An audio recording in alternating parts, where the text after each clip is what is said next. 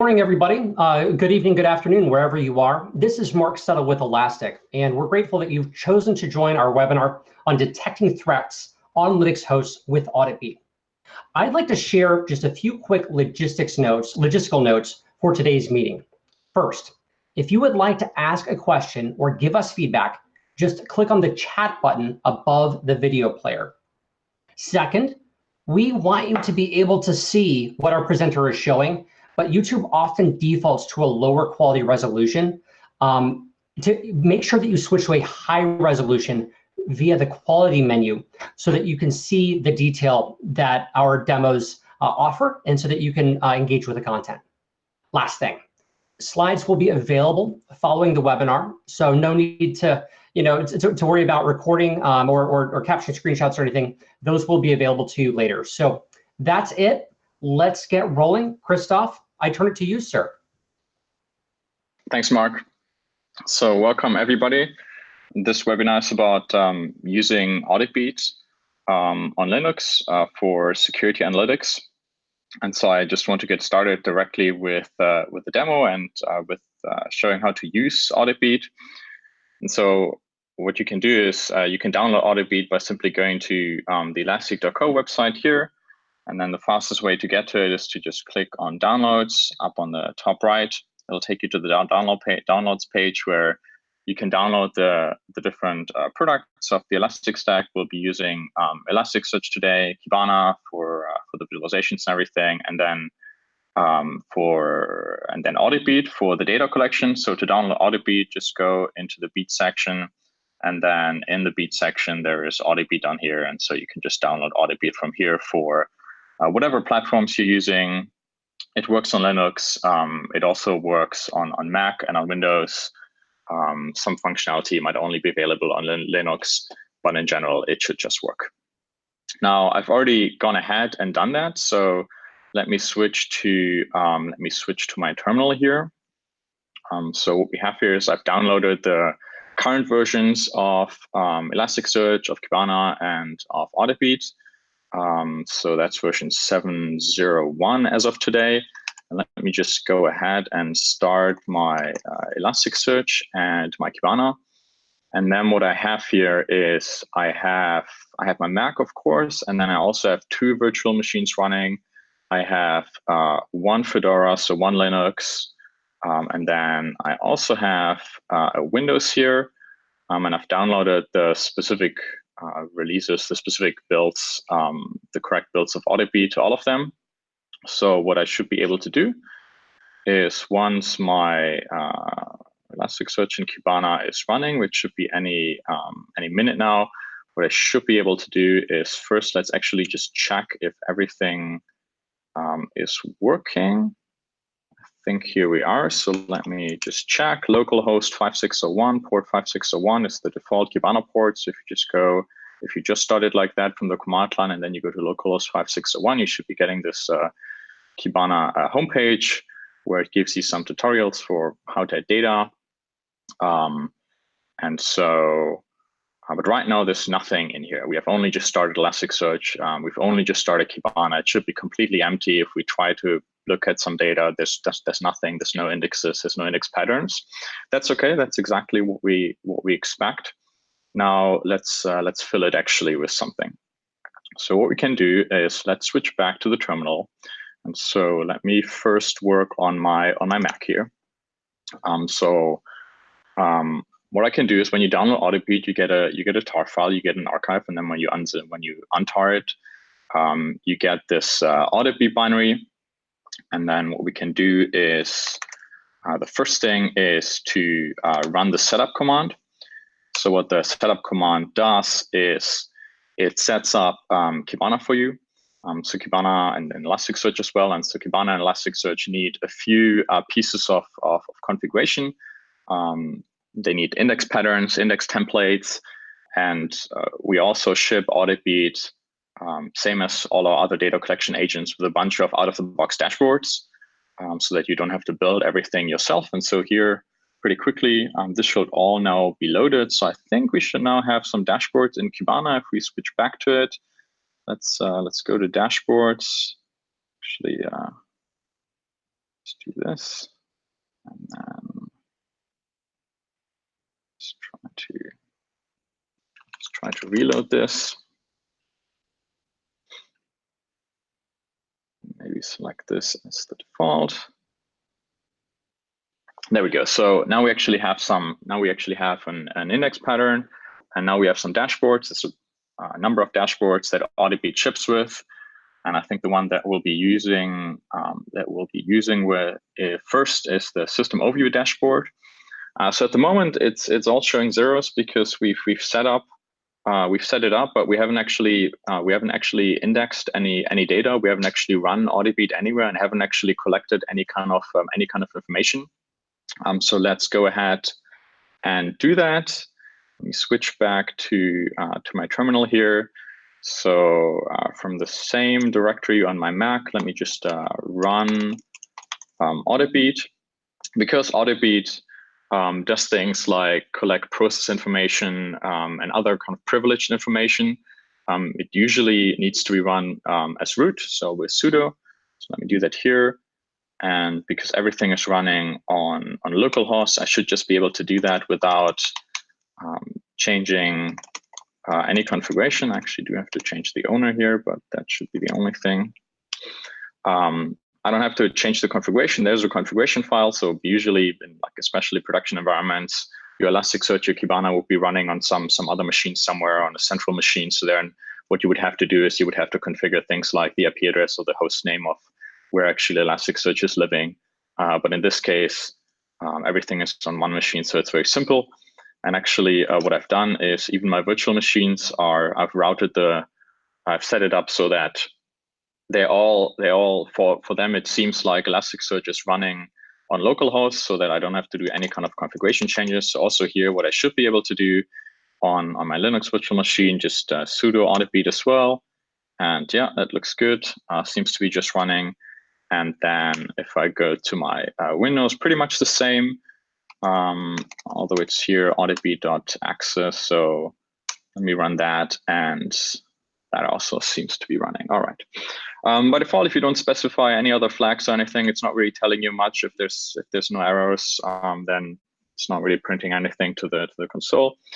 But what we should be seeing if I go back to my Kibana and if I hit refresh, we should be seeing some data flowing in, and there we go. So as expected, we now actually have 3 hosts sending data. And if we look at what hosts these actually are, this is a little bit small on my small MacBook screen here, but we have a Fedora, we have a Mac, and we have a Windows. All of them sending data into the same Elasticsearch, and then we can view everything in one dashboard. So that's kind of one of the ideas of using something like Auditbeat, or in general of using something like Elastic to do your monitoring, to do your data collection for security and for other purposes. You get all of the information in one central place, even if the information is from completely different operating systems. They all still show up, and you can have this single pane of glass of looking at all of the information. So we can see here, this is just the overview dashboard that kind of gives us a very high level overview of what is happening, what we're seeing in our whole environment. We have 3 hosts. We have a number of users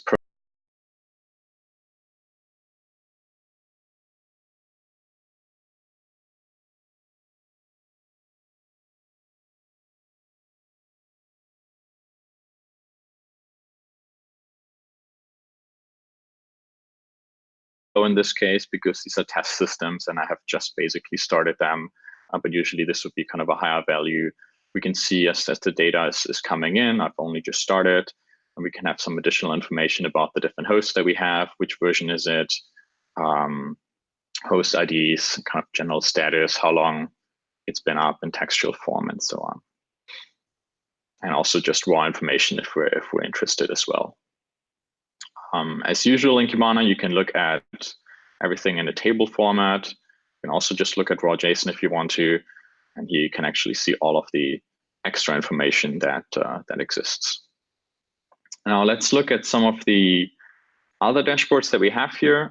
For example, we have a login dashboard that's actually not showing us anything at this moment, but that's probably because I have not logged into any of the machines. just now, but if I go a little bit further back, I guess this one is not sure what's going on here, but it usually should be showing you the logins, at least from Linux machines. If we look at users, we can also see the users that are configured on the Linux machines. So with 26 users, they're all in Fedora. We only collect users at the moment on Linux machines. What we can see here is actually we can also see a list of users that exist on these machines. And now most of these are system users, so maybe they're not too interesting.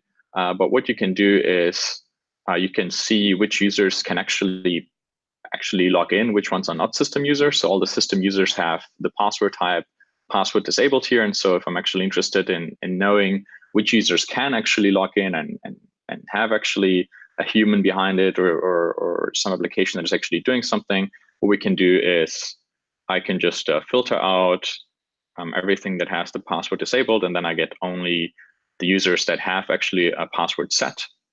And that will be, in this case, on this Fedora virtual machine, it will be the vagrant user and the root user.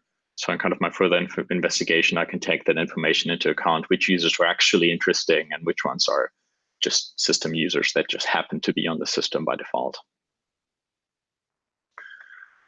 Look at processes. So we collect process information for all of the hosts. So a lot of processes running. Most of them, I think, on the Mac OS. So actually, the Google Chrome that I'm just running, that you're just seeing here, is also being recorded.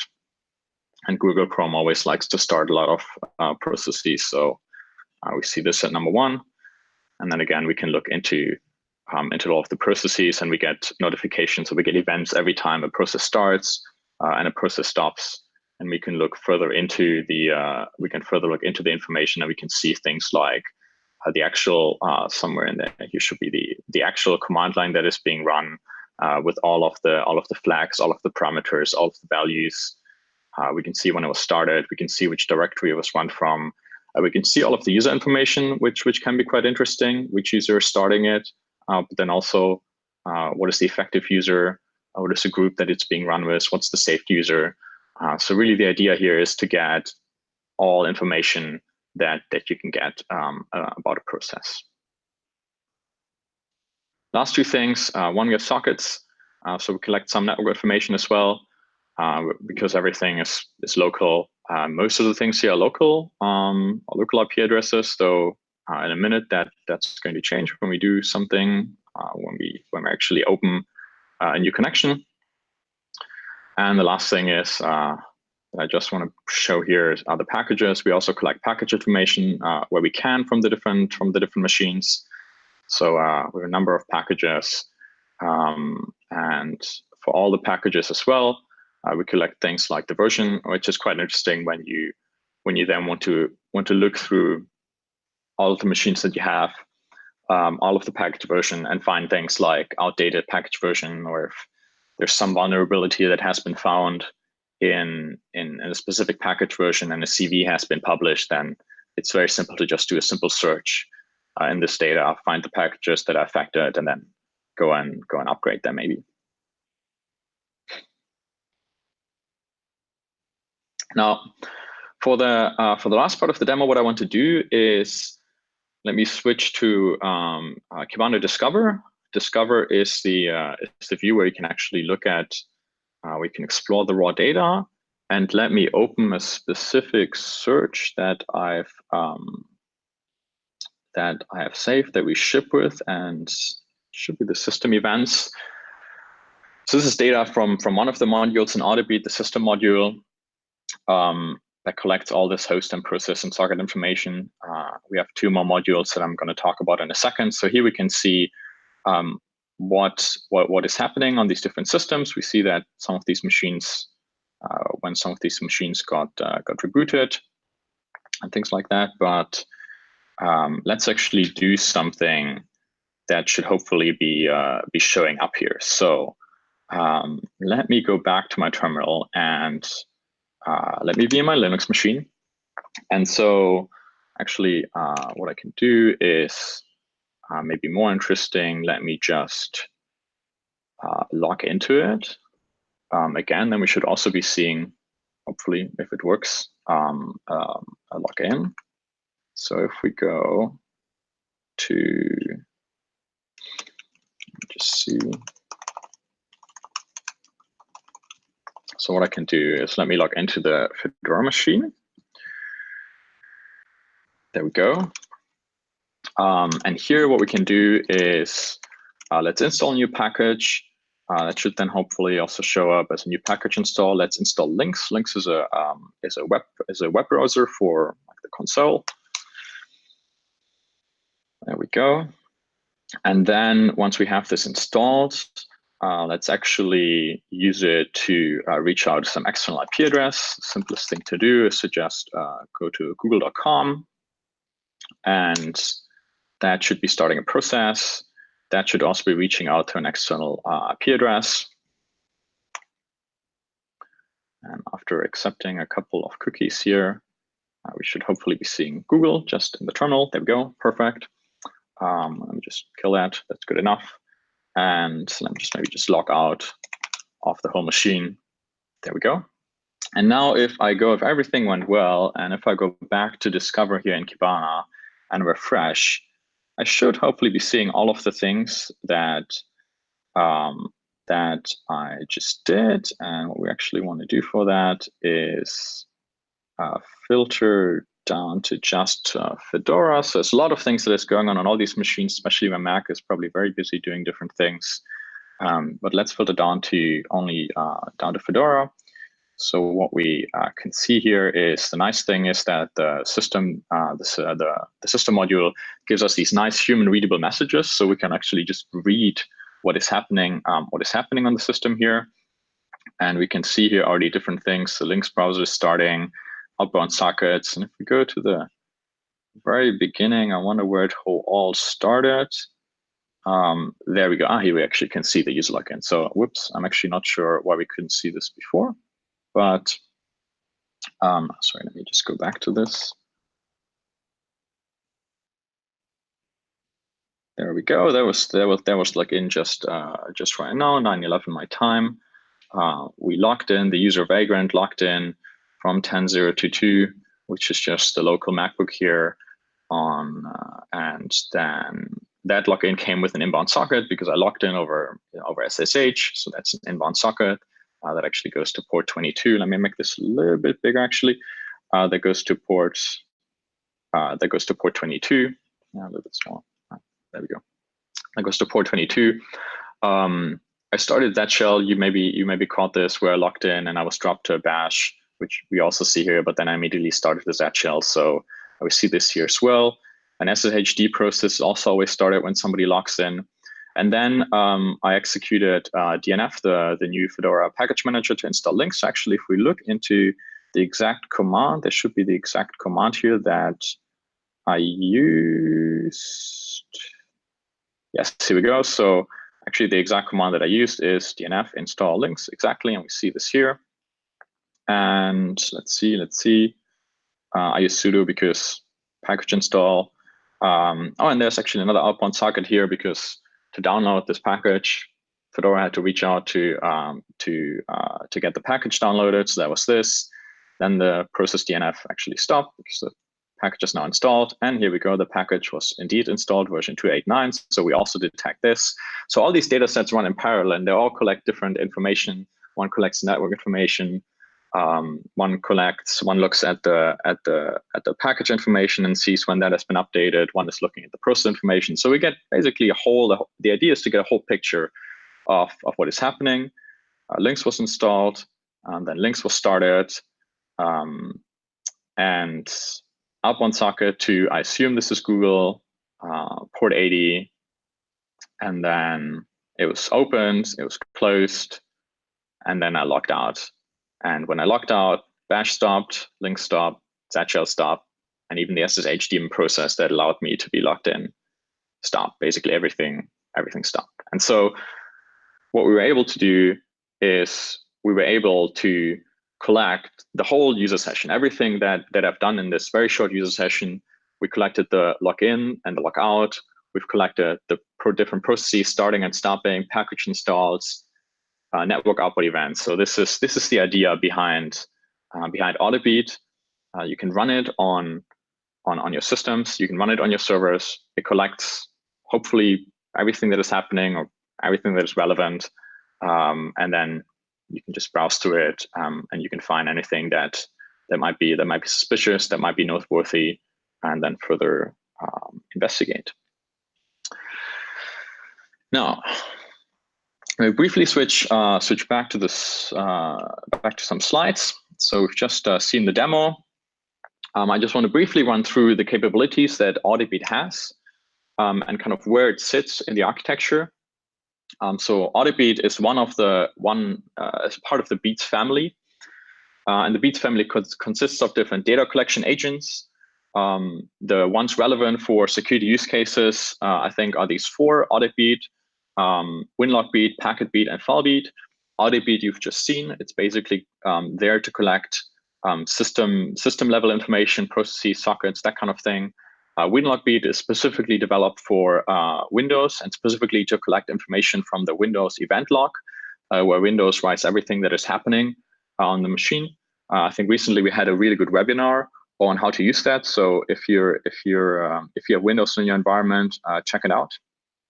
We have PacketBeat for collecting network information, and we have FileBeat for collecting any kind of log files. So one thing that I didn't really show is a lot of security information is usually also in different log files on these different systems, and so you would also want to collect these files, and FileBeat is what you would use for that. Now, when you collect this data, you could just write it directly to Elasticsearch. That is what I actually did, and it's the easiest thing to do. Oftentimes, what people also do when kind of the data volumes get a bit bigger is they put a messaging queue in the middle, something like Redis or Kafka, or if any kind of further processing or enrichment is necessary, you can also use Logstash for that. And then also often what happens in a bigger security environment in the SOC is there's also third party or custom information that we don't capture directly with these beats. So you can also do any kind of custom data collection that you need and just push it into Elasticsearch directly. It has APIs for all of that. So for example, if you have some threat intelligence information, then you can also just push it directly. And then Kibana for visualization. And that is basically what we've just seen. Now looking at Auditbeat, Auditbeat, as I mentioned at the beginning, works on Linux. But there's also support for Windows and macOS, with WinLogBeat, a specific beat for capturing Windows event logs. And Auditbeat has 3 modules. The system module, that is what I showed today in the demo, and then also Audity and File Integrity. And so the system module that I demoed comes with 6 different data sets. The host data set that just collects general information about host names, uptime, IPs, MACs, and any changes that happen there. The user data set that collects on Linux only at the moment, information about the users that exist in the system, as well as any new or changed or deleted users, password changes, generate events. The package data set for collecting package information on Linux, as well as Mac if Homebrew is installed. The login data set for successful and failed logins and logouts on Linux. We've seen that in action, and the process and the network data. Process and the socket data set for collecting process and network information. As you can see, some of these data sets are not supported on all platforms yet, but we're continuously working on extending the support there. And then the 2 modules that I have not mentioned are one, the Auditd module for Linux. So the Auditd module subscribes to events from the Linux kernel auditing system. So usually you would use tools like Auditd for that, and then you could use command line tools like AU search and AU report to search through the information from the auditing system.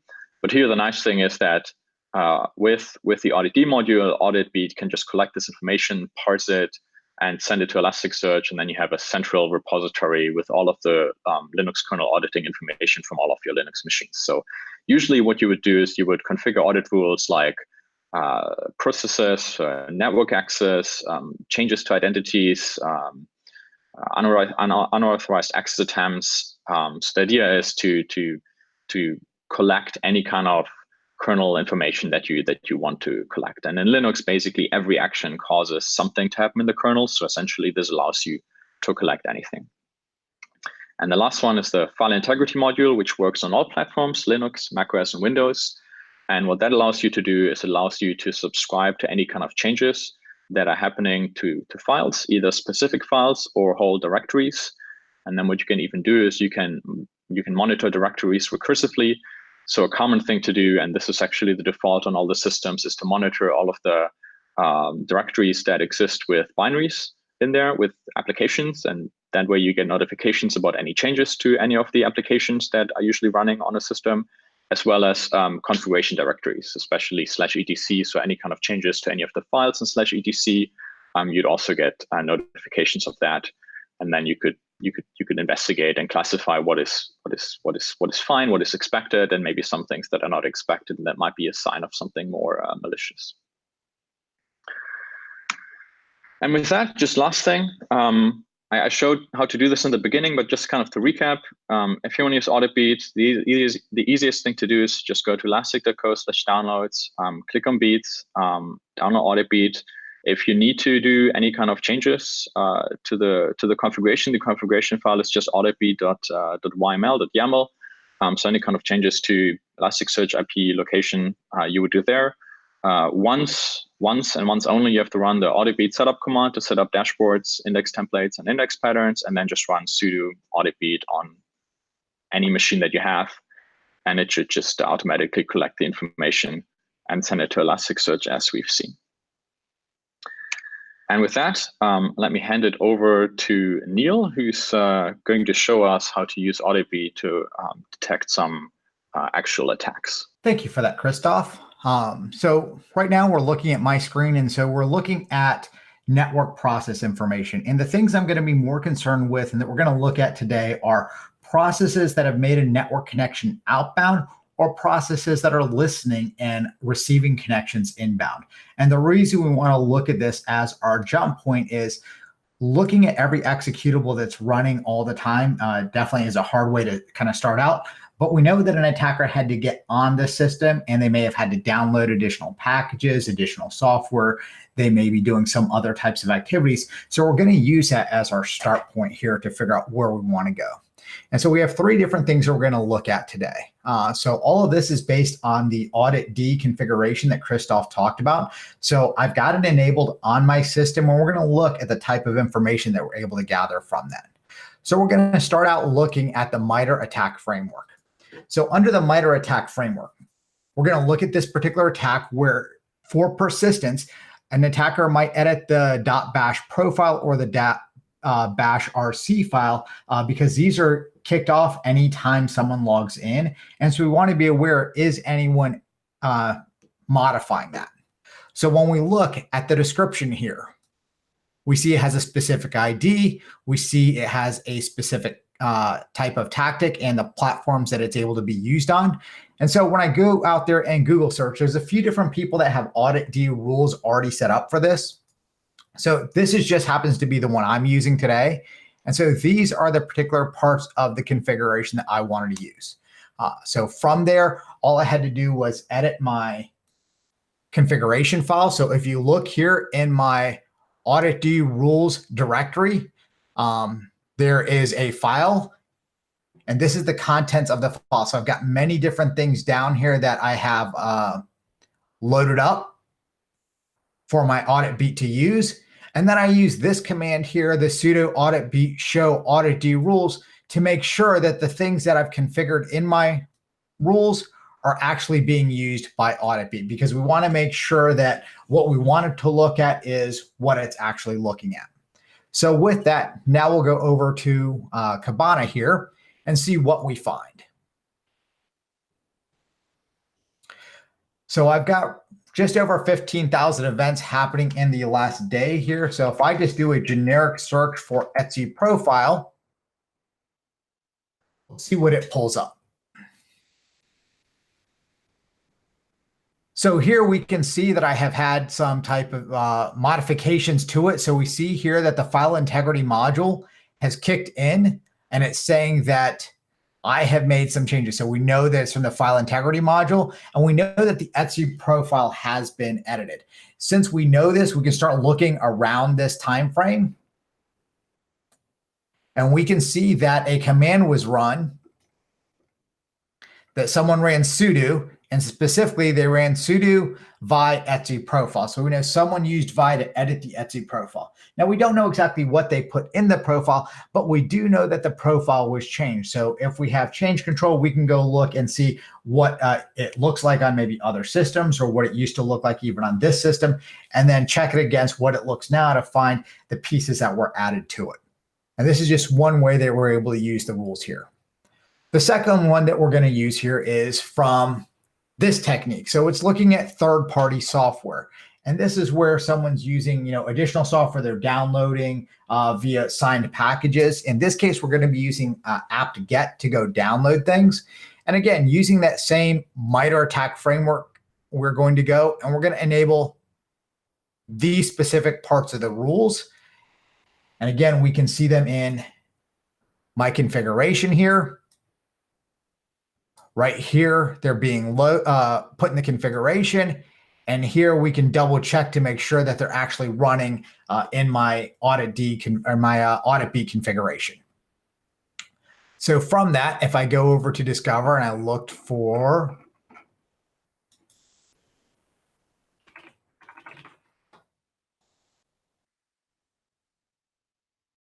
So we're going to look for apt-get here because that's actually doing the installs.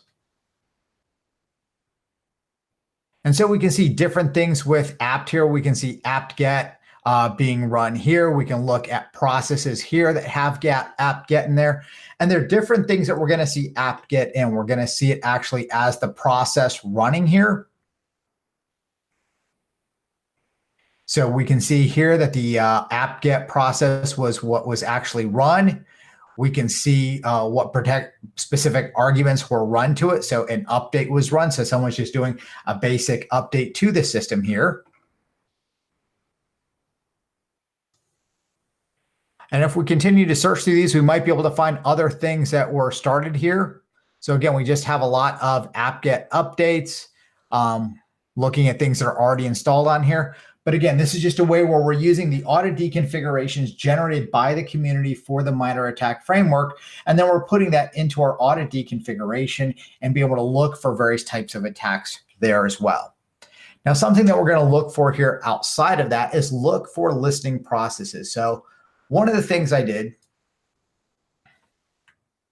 is I used awk, the scripting language, to go ahead and listen on a port. I want to see what did it look like. So from here, I can look and see that I've got a process here called awk listening on port 8080. So here we're able to show that we can look at all processes when they're listening for any type of network connection. This could be a backdoor process. This could be a shell that's set up for someone to come in and listen to. It could be some type of other backdoor. But by looking at it at this system, we start to understand what's available. And if this was a real environment, I could use this information and then pivot into the rest of my environment to see, is this type of activity normal? Is it something that I can expect to see and document for further analysis? Or is it something that's unique to this system that requires additional investigation and maybe some type of threat? So using the combination of our Auditbeat with the configuration of some of the community Auditd modules will give you a great way to view information on your system. If you're a Windows user and you've used Sysmon and some of the configurations there and use our WinLogbeat, this would be very similar for the Unix side. So you can get close to parity in terms of some of the things you're going to get, because now we're able to get network, process, and file information about what's going on along with the user and tie that together to start understanding better what's happening on a host, who's running what, and understanding what's listening out on the network. If you have any more questions about Auditbeat or any of our beats out there, we have a great discuss forum. And so over here, I've got it pulled up specific to the Auditbeat category. You can go and post any type of question there, and there's various people in the community and Elastic as well that'd be more than happy to answer your questions. Thank you for taking your time to listen to our webinar, and I hope to see you again. Thank you so much for everybody who's joined. We enter now into a Q&A session. So we have on hand several different folks who are answering questions within the IRC. We also, of course, have today's presenters. So, Christoph, before I start curating questions, did anything jump out to you? Were there any questions that struck you as wise and worth sharing broadly? Yeah, there was actually some questions about ECS. And so ECS is the Elastic Common Schema. It's a schema that we've defined of common file names and what they should contain, so that when we collect all this information from the different data agents that we have, as well as from any kind of third-party agents that you might have that are sending data to Elasticsearch, to make sure that all of them are generating the same kind of data. And then when they're all generating the data in the same format with the same field names and the same data types for the field names, what you can then do is you can have your dashboards, the pre-built dashboards that we provide, as well as any dashboards that you've built yourself and anything else that you've built, like alerting rules and anomaly detection jobs and whatever you have. It's just going to work on all of the data as if the data is coming from basically one source. So the Elastic Common Schema is something that we've recently developed and released. And we've tried to convert most of our data collection agents to use it. There might still be some gaps, but I think we're mostly done. And so ideally, what you see is that everything is generating the same kind of field names. If you're interested, I think we have some more information on our website. We have a blog post about it. So if you just want to Google Elastic Common Schema, then you probably get some more information, as well as also just a list of all of the fields and what they should contain and everything that we've defined there. Christoph, related to ECS, are Auditbeat events converted to ECS by default? They should be, at least most of them. It kind of depends on which module we're looking at. So the system module, for example, is newer, and so it should be fully ECS compatible. Audit D and file integrity are a little bit older, and so it's possible that there are still some events that are not fully converted. So yeah, if you notice actually something that doesn't conform to ECS and it's causing some problems, yeah, I'd encourage you to just go and report it. Either report it on GitHub or on just Discuss forums, and yeah, we'll get to it. Another question: can you run Auditbeat in conjunction with other agents such as other beats? You can, yeah, and that's actually, I think, the idea in like a full production deployment. Auditbeat collects certain kind of information, mostly just system information. It uses directly system APIs, kernel APIs, file system APIs to collect information. And so this is one type of information that is useful and that you should be collecting. But then there's also other kind of information that is useful. And so I think in a production deployment, what you would usually have is you would have Auditbeat to collect this kind of system level information. You would have FileBeat to collect any kind of information from any log files that you have. These could be either system log files, for example, under Linux, files under varlog, but then it could also be custom log files from your own application or from web servers or from anything else that you think is relevant.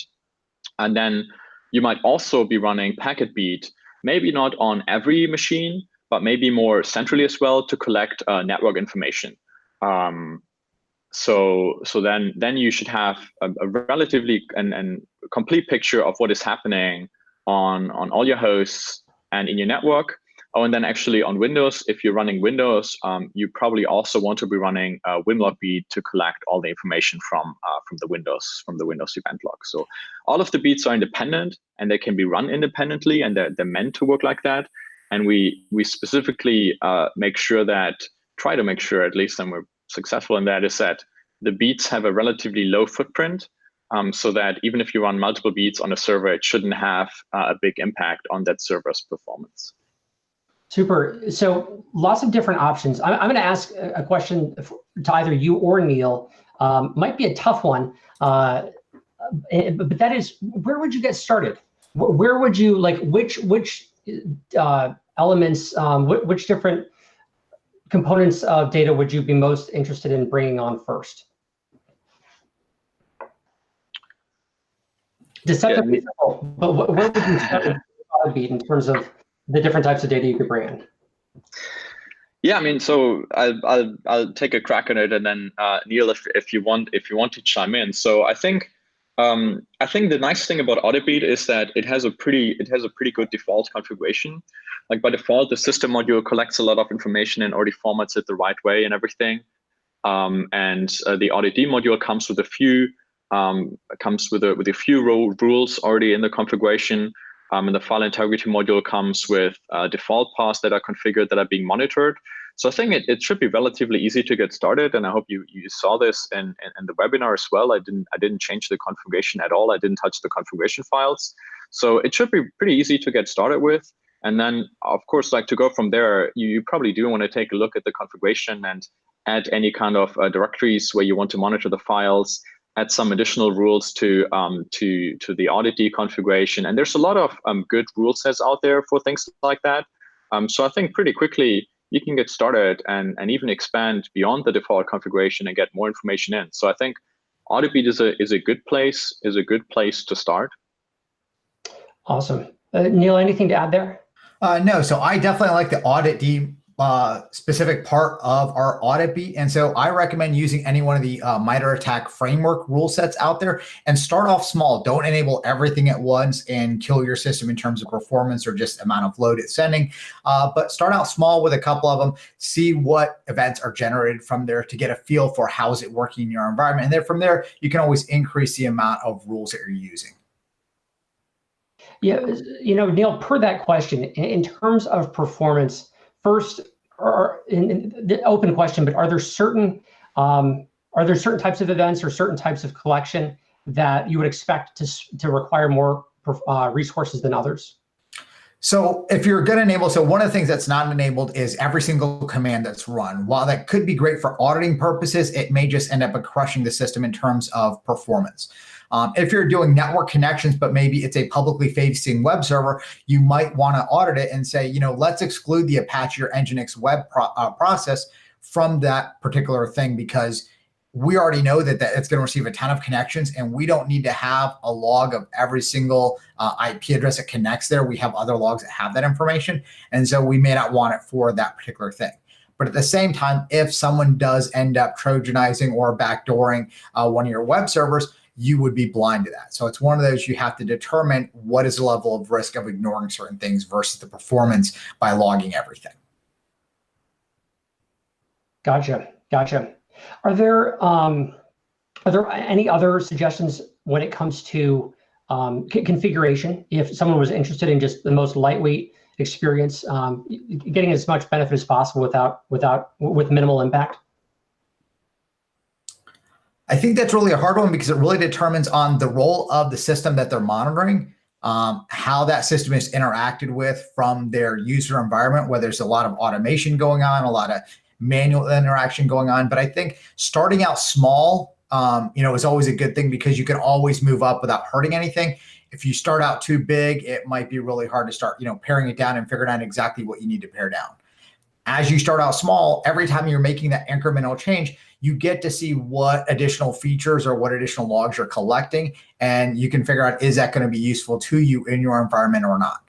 And you can always say, of the 100 rules that were enabled in the particular framework I'm looking at, I only want to enable half of those or less than half. It's a lot easier to make that decision then. Fair enough. Another broad question, but how do some of our other beats complement Auditbeat? For example, someone asked about metric beat specifically, but are there certain types of use cases where you might look at something like metric beat or file beat and say, you can accomplish certain use cases by using them in combination? Definitely, especially with FileBeat, and we have a lot of modules for things like Nginx and Apache.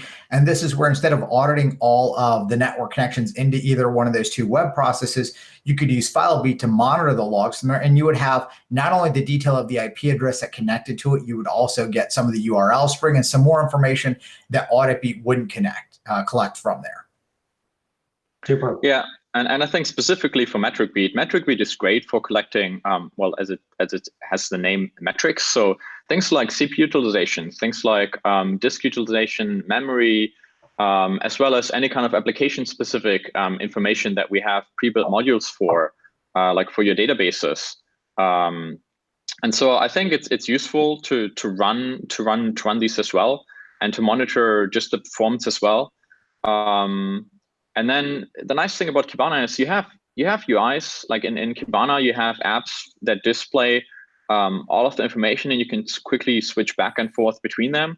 So if you really want to have like a single pane of glass where you see everything, then yeah, it makes sense to run the different beats. Each of them are meant to be independent. Each of them are meant to collect different kind of information. There shouldn't be too many overlap.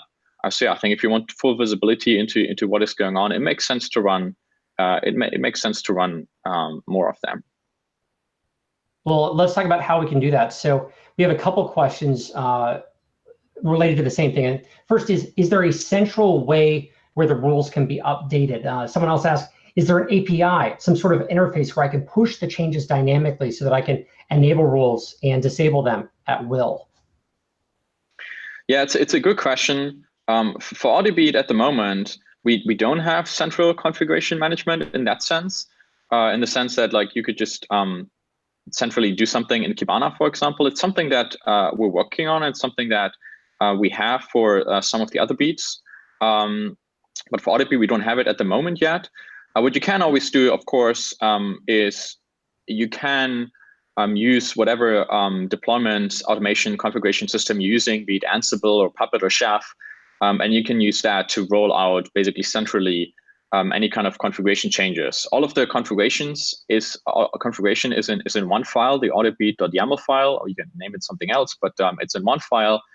So that file you can centrally manage using any tools that you have already, and this is the way that you could do it at the moment. Super.